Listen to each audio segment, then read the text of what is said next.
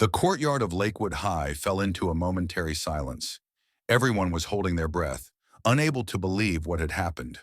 When Mark and his friends tore Emily's shirt, they had expected a big laugh. But no one knew that Emily's father had been teaching her kickboxing for 10 years. A second later, Mark was on the ground, his nose bleeding, and Emily's life had changed forever. It was a warm spring day.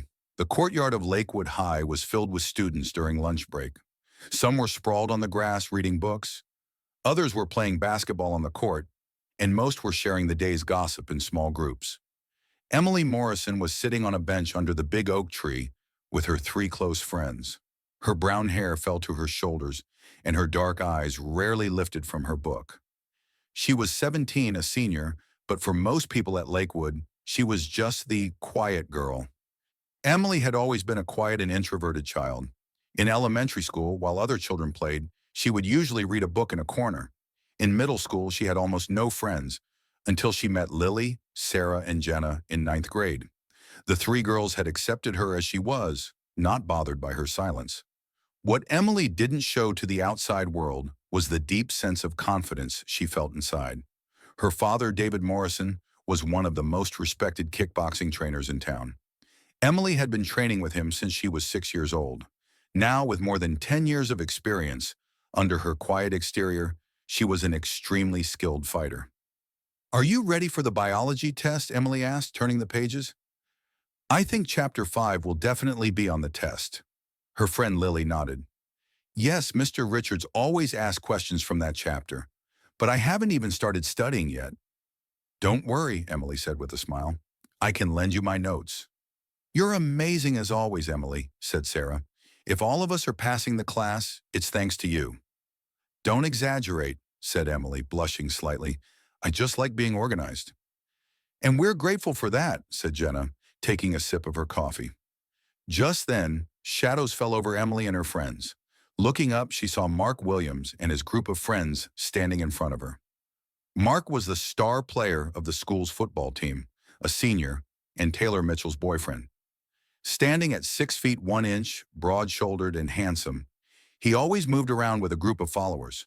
Most male students at Lakewood admired him, and most female students wanted to be with him. As always, Mark had his close friends by his side.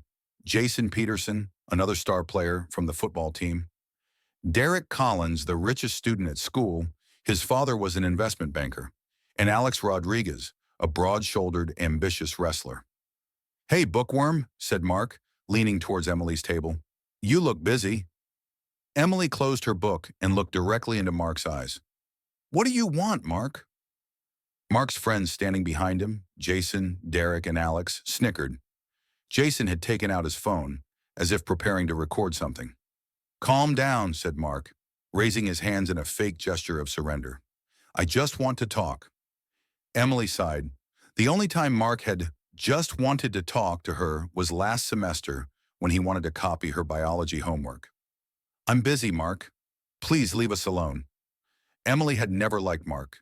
In her freshman year, Mark had pushed her in the hallway, making her drop her books, and walked away laughing. Another time, he had forcibly asked Emily's friend Sarah out, and when she refused, he had humiliated her throughout the school. Mark was a classic bully, using his power to belittle others. Mark frowned. "Wow, you're not very friendly, are you?" "We just want to socialize a bit, right, guys?" "Yes," Derek said with a grin. "We're looking for some fun." An alarm went off inside Emily. Mark and his friends' fun usually came at someone else's expense. She slowly began to gather her books. "We're leaving." "No need to go," said Mark, stepping in front of Emily's books. "Actually, we have a surprise for you." "Mark?" Emily spoke in a warning tone. "Just a small thing," said Mark, then suddenly reached out and grabbed Emily's light blue shirt by the collar. For a moment, Emily couldn't understand what Mark had in mind. But then from the way Jason was holding his phone, from the expectant looks of the others, from Mark's grin, everything became clear. Mark was planning to tear her shirt. He was planning to humiliate the school's quiet girl in front of numerous students. Time seemed to stand still. Emily saw Mark's hand holding her shirt, immediately understood his intention. Within seconds, her instincts kicked in. The reflexes of 10 years of kickboxing training, hundreds of hours of practice with her father, took over her entire body. As Mark pulled the shirt, a tearing sound was heard. Just as he was about to laugh, Emily's right fist moved with tremendous speed. The hit was precise and powerful, landing directly on Mark's nose. There was a cracking sound, the sound of breaking bone. Mark staggered backward, his hands automatically going to his face. Blood was seeping through his fingers. "What did I do to you?" Emily screamed, standing up. Her shirt was torn, but her anger was so powerful that she didn't even care. Mark sank to his knees, blood flowing from his hands, shock and pain in his eyes. His friends stood frozen, not knowing what to do. All the students around were watching silently. No one even dared to breathe. Emily crossed her arms, trying to hold her torn shirt. "Will you leave me alone now?" she said, her voice trembling with anger. You're crazy," Jason shouted, finally coming out of shock. "You broke his nose." "And he tore my shirt," Emily said in a calm voice. "He wanted to humiliate me, to have fun." "How's that? Are you having fun now?" Mark still couldn't speak. He was just moaning in pain. "Someone take him to the infirmary," said Emily, then turned to her friends. "Let's go." Lily, Sarah, and Jenna were still in shock, but they followed Emily. As the four girls walked away, whispers began in the courtyard. Emily had made one of the most surprising moments in Lakewood High history. As they were walking down the corridor, a teacher stopped them. "What's going on?" asked Ms. Anderson, the English teacher. "Mark Williams tore Emily's shirt," said Lily, noticing that Emily couldn't compose herself. Emily defended herself. Seeing Emily's torn shirt in shocked state, Ms. Anderson's expression softened. "Come with me," she said kindly. "We need to go to the principal."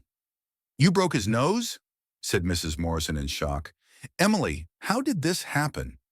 Emily was sitting at her mother's kitchen table, still wearing her torn shirt, watching her mother's reaction.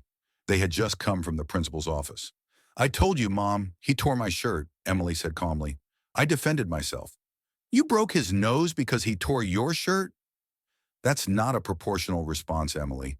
Mrs. Morrison, Catherine, had always wanted her daughter to be a more normal child, more social, more outgoing, maybe playing volleyball or being a cheerleader.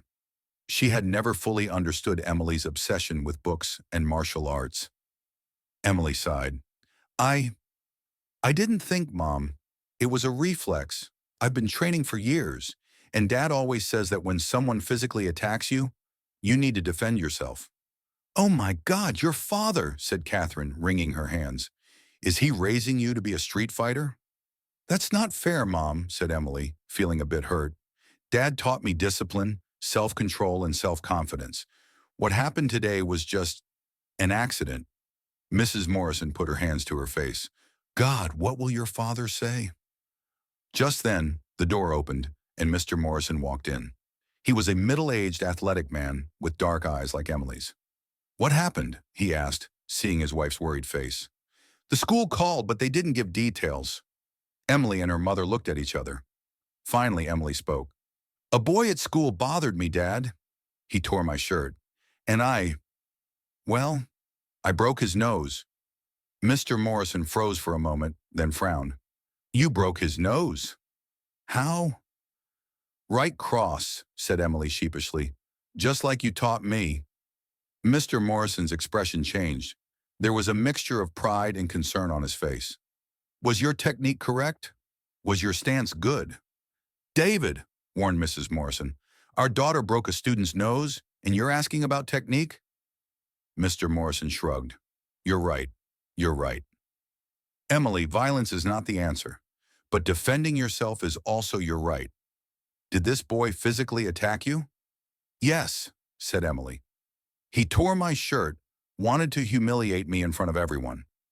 Mr. Morrison nodded. "Well, did you get disciplinary action?" 2 days suspension," said Emily. "Mark got suspended too." The principal described the incident as mutual violence. "That's not fair," said Mrs. Morrison. "He attacked. You defended yourself." "It doesn't matter," said Emily. "I can stay home for 2 days, no problem. It's exam week anyway." Mr. Morrison sat at the table. So, what kind of kid is this? Has he bothered you before? Mark Williams, star of the football team, said Emily. He bothers everyone, not just me. But today, I think he crossed the line. And you definitely crossed the line too, Emily, said Mrs. Morrison, still looking upset. Breaking his nose. God, what if his family sues? They won't sue, said Mr. Morrison firmly. Their son physically assaulted her. Emily defended herself. Any court would see this as self-defense. Emily internally thanked her father. Her mother always imagined the worst-case scenario, while her father was usually more practical, more logical. Mr. Morrison looked thoughtful. You may be right, but violence should always be a last resort, Emily. I thought I taught you that.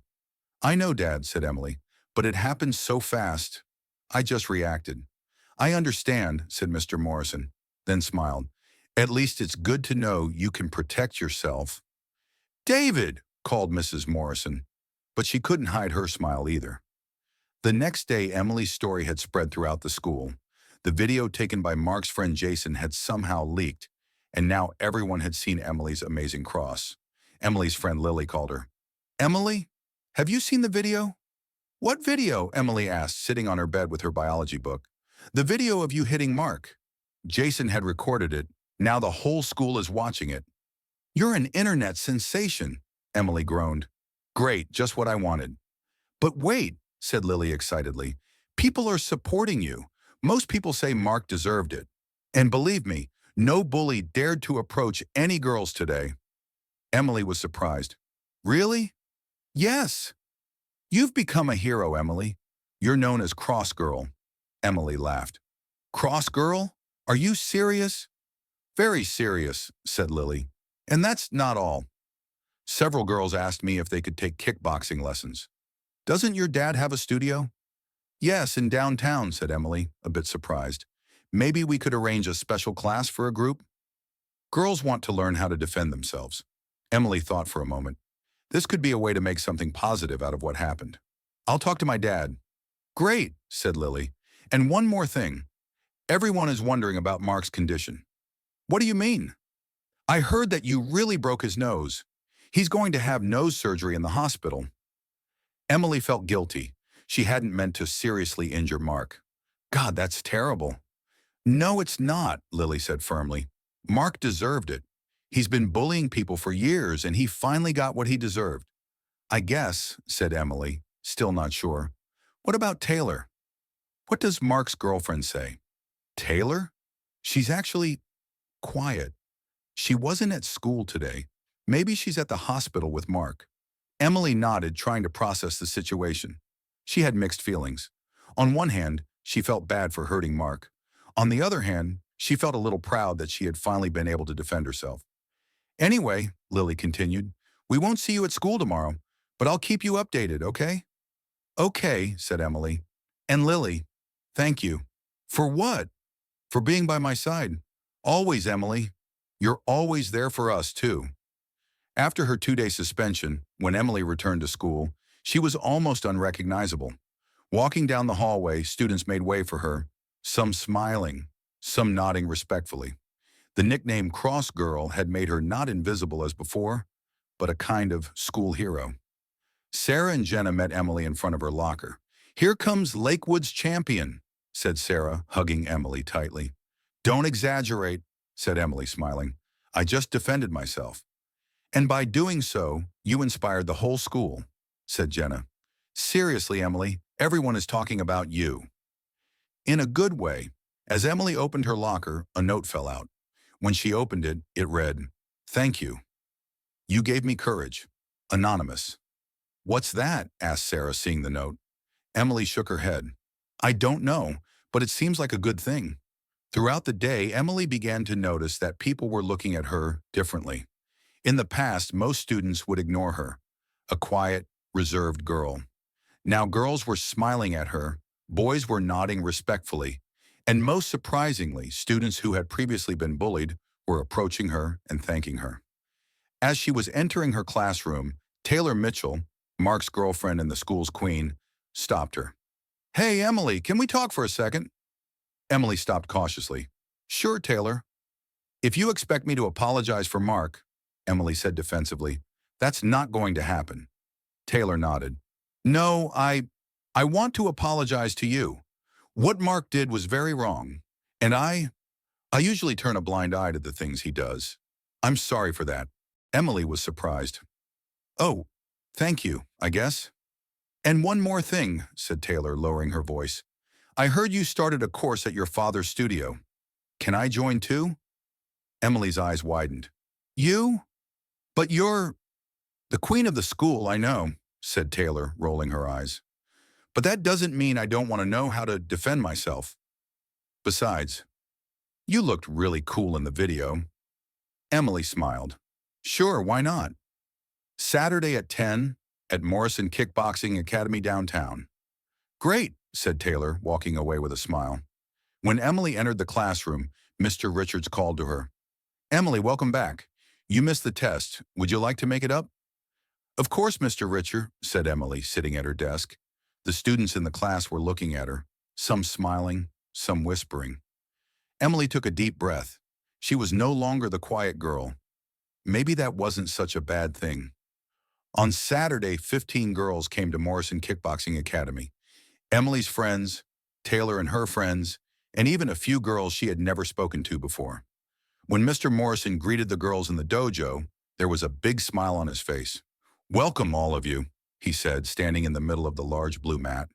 Thank you for your interest in the art of self-defense. What Emily did at school, well, it wasn't exactly what I taught. The girls laughed. But the principal is right, Mr. Morrison continued. Every person has the right to defend themselves. And today, I'll teach you how to use this right.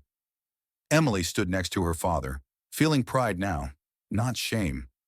Maybe Mark tearing her shirt was the best thing that had happened in her life. First, we'll do some warm-up, said Mr. Morrison. Emily, can you show them the basic stance? Emily stepped forward, a bit shy but confident. Okay, everyone stand like me. Feet shoulder-width apart, knees slightly bent. The girls carefully imitated Emily. Among them, Taylor seemed particularly focused. After warming up, Mr. Morrison began showing the basic strikes. Throwing a proper punch is very important, he explained. Emily, can you help me? Emily and her father demonstrated the basic cross to the girls. Then they split into groups and began striking training pads. At one point, Taylor came next to Emily. This is really great, she said. I wonder why I never did something like this before. It's never too late, said Emily with a smile. You know, said Taylor thoughtfully, Mark is a good guy, really. But he's changed a lot lately. More aggressive, more controlling. And that day, what he did to you was really terrible. Emily nodded. Thank you for your apology, Taylor. But I think you should tell this to Mark, too. I did, said Taylor, while he was in the hospital, and I told him we need to take a break for a while. Emily was surprised. Really? Taylor nodded. Yes. Mark needs to change. And I want to change, too. I want to be stronger, like you. Okay, form pairs, said Mr. Morrison. I'll show you the basic stance. As the girls paired up, Taylor came to Emily's side. Will you be my partner? Emily smiled. Of course. And one more thing, said Taylor. Mark will never bother you again. I'll make sure of that. Thank you, said Emily. But I think I've proven I can defend myself. Taylor laughed. Yes, you definitely proved that. 6 months later, Lakewood High had completely changed. Mr. Morrison's self-defense club had been incorporated into the school, and every week, 40 students, girls and boys, were training. Emily was helping her father as an assistant trainer. Mark and Emily never became close friends, but one day Mark approached Emily, his nose still looking slightly crooked. Morrison, he said uncomfortably. Williams, Emily replied, alert but calm. I wanted to apologize. What I did was really stupid. Emily was surprised. Thank you. Apology accepted. And maybe, said Mark, avoiding her eyes, maybe I can join the self-defense classes too? I mean, that cross was really impressive. Emily smiled. Saturday at 10. Don't be late. Mark nodded and walked away. As Emily walked down the hallway, she realized that the once unknown quiet girl had now become one of the most respected students at school. A bully's thoughtless action had unexpectedly changed her life. Her mother still wasn't completely happy with the situation. "You became famous for breaking someone's nose in one day, Emily. Isn't that strange?" she would often ask. But her father was proud. David Morrison had seen that his daughter had not only learned to physically defend herself, but had also become a leader. Emily's transformation had happened before his eyes. "You should be proud of your daughter," Lily's mother said to Catherine one day, as they waited for their daughters after school. "She's been a great example for Lily. I've never seen her so confident before." Catherine nodded. "Emily has always been a strong girl. I just don't like how she showed it." "Sometimes in life we need an opportunity to show ourselves," said Lily's mother wisely. This was Emily's opportunity. On graduation day, the governor was visiting the city and decided to stop by Lakewood High. Governor Jenkins was a politician working on anti-bullying programs in the state. The principal introduced her to Emily. "So you're the famous cross girl," said the governor, shaking Emily's hand. Emily blushed. "I don't really like that nickname, Governor Jenkins. I just defended myself. And in doing so, you inspired your entire school," said the governor. "Principal Anderson told me about the self-defense club." "Impressive." "It was my father's idea," Emily said modestly. "Perhaps," said the governor, "but you set an example. And I think that's very valuable." After graduation, Emily and her friends gathered one last time. Emily, Lily, Sarah, and Jenna were sitting where they had started, under the oak tree. "Think about it," said Lily. "We're all going to different universities." "But we'll stay friends," Sarah said definitely. "We'll meet every holiday." "And we have our group chat," added Jenna. Emily was thoughtful. "Did you ever think it would end this way? I mean, our high school life? What, you didn't think you'd break Mark's nose and become a school hero?" Lily said jokingly. They all laughed. "I'm serious," said Emily. "A year ago, I was just the quiet girl. Now I'm heading the self-defense club and going to university with a scholarship next week." "Life is strange," said Sarah, "but in a good way." Just then, Taylor approached them. In recent months, Taylor had become closer to the group. Not quite a friend, perhaps, but no longer a stranger either. "Hey, guys," said Taylor. "I came to say goodbye." "You're going to New York, right?" asked Emily. Taylor nodded. "Fashion design. Who would have thought?" "You'll be amazing," said Emily sincerely. "Only thanks to you," said Taylor. "If you hadn't helped me find this strength, I don't know, maybe I'd still be with Mark and living in his shadow." "You did it yourself," said Emily. "I just opened a door." Taylor hugged Emily. "Thank you for everything." And Emily, "Yes? If you come to New York, visit me, okay? I promise." As Taylor walked away to answer another girl's call, Emily looked at her friends. "Wow," said Sarah. "Taylor Mitchell hugged you. High school really is a strange place." Emily laughed. "Yes, it is." Mark Williams sent Emily an email a year later. He had gone to the local university and started studying psychology. "You may be surprised," he had written, "but now I'm running a therapy group for young people with anger management issues.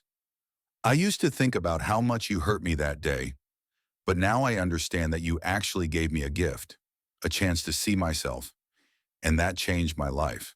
When Emily read the email, she smiled. She thought about how strange life was. A quiet girl had completely changed her own life and the lives of others because of a bully's simple action.